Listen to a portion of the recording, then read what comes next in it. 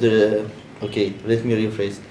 Uh, Society is like not all of it are fatalism, and not all of it are like having a hope in the future. But the people who are fatalism are more right now. Like there's so many people who doesn't feel hope in the future. I'm one of them. Maybe because I just get out of exams, but afterwards, I don't think like all the people are feeling this hope in the future, because there's different like how do you say it? عوامل. Eh? عوامل, yeah. Factors. There's different factors that make the people feel fatal about the future or doesn't have hope. Some are economic, some are politics, that you don't see hope in politics, and some other issue I don't want to go to jail because of them. So after I've surveyed everybody, and if you're the only one who doesn't have hope, I'm gonna know that it has something to do with Cairo. Okay. If all of the Alexandrites are hopeful, we'll know. Okay. Thank you. Hey, I'm Abdullah. Okay, I'm hopeful, but let me say something. It's hope, so it means it's not real. So we are seeking behind something it's not exist.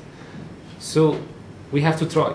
Something does not exist, so we think about it. So we must try, because I cannot judge about something that is not existing now. That's it. So I have to try, and we all have to try. And what are you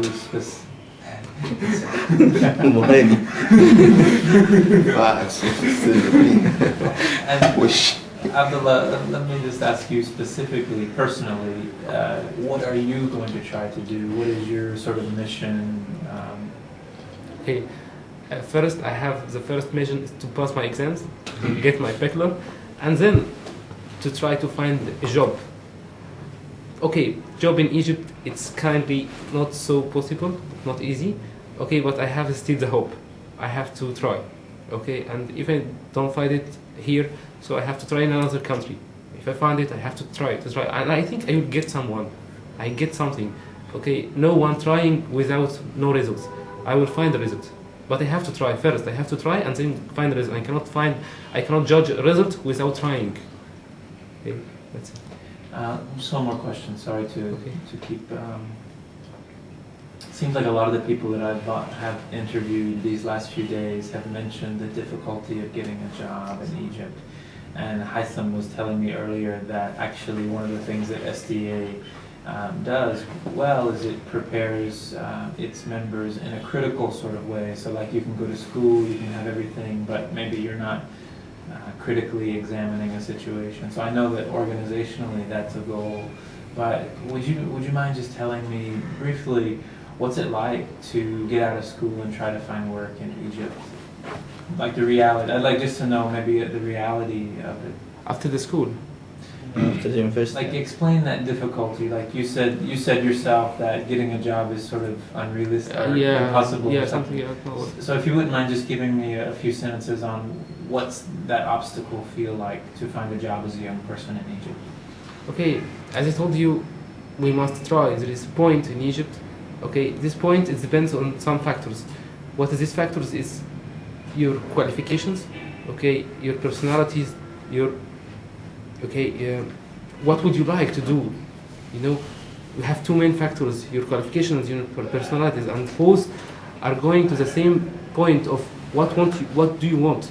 Okay, if you want to join something, you will join it. But as I said, you must try.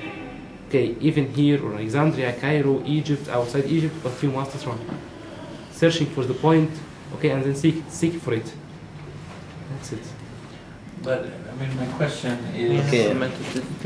Yeah, because I'm asking also, is there a shortage of work? I mean, is there I've heard something that you said a lot this week, that people are kind of intimidated by what it means to look for work. Even this artist I was talking to last night, he said, I know what I want to do, but I have to work, I'm going to have to work just so I can get to do what I want to do. And they're not going to be the same thing. Mm-hmm. That's what he was saying, basically. The most problem for finding a job here in Egypt is that we have a lot of great numbers getting out from universities every year. As example, yeah, my faculty of commerce is about 3,000, 4,000 students getting to postgraduate a year.